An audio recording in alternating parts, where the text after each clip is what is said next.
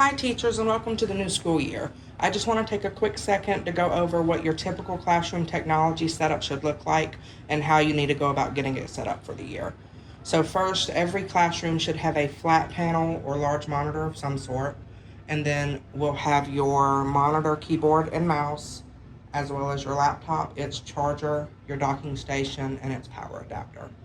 The first thing I want to go over is how to set up your docking station to your keyboard, monitor, and mouse. The very first step when looking at your docking station is going to be connecting the power adapter. So one important thing to note about these new docking stations is that there are two USB-C ports. Only one of them is used for power, and the way that we can denote which one is used for power is if we flip that dock around. It's the one right next to the SD card slot, and it's got a tiny little lightning bolt under it.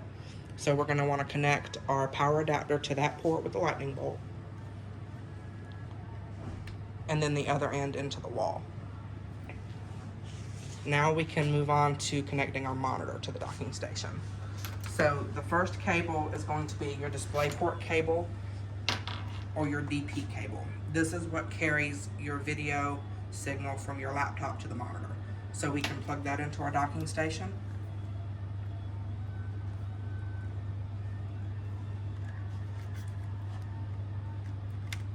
And then the next cables are going to be our mouse and keyboard USB cables. So that will go on the opposite side of the docking station.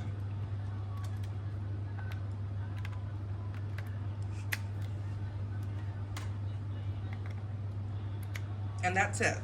That's all it takes to connect your monitor, keyboard, and mouse. Now we're going to move on to connecting your flat panel.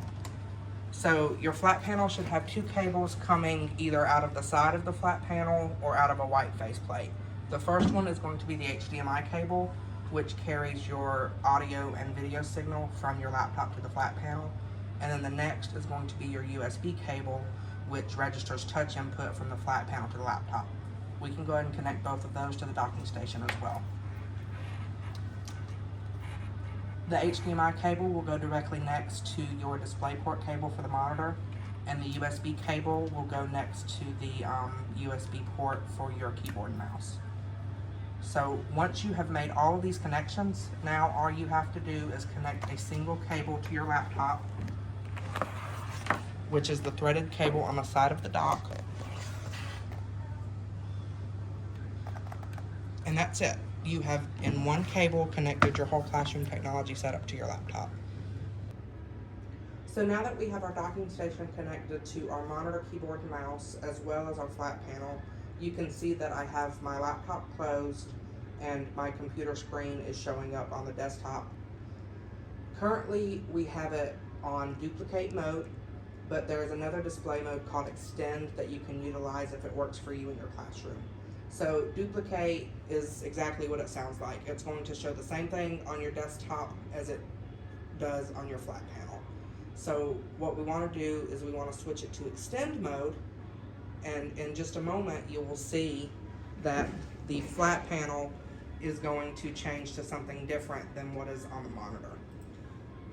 So we can see we just have our desktop background, and then if we go back to our monitor, it's the Anderson 3 homepage.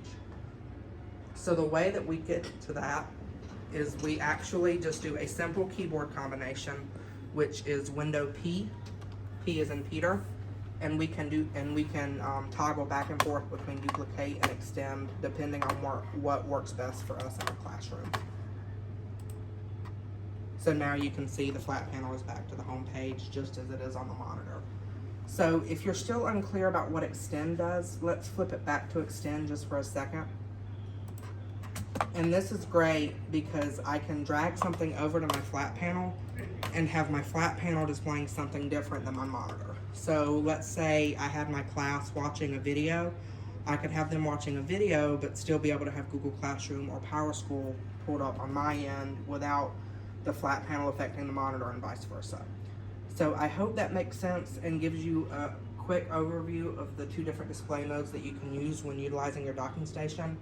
As always, if you have any questions, comments, or concerns, please do not hesitate to put in an IT work order, and we will be more than happy to come and walk you through whatever issues you are having.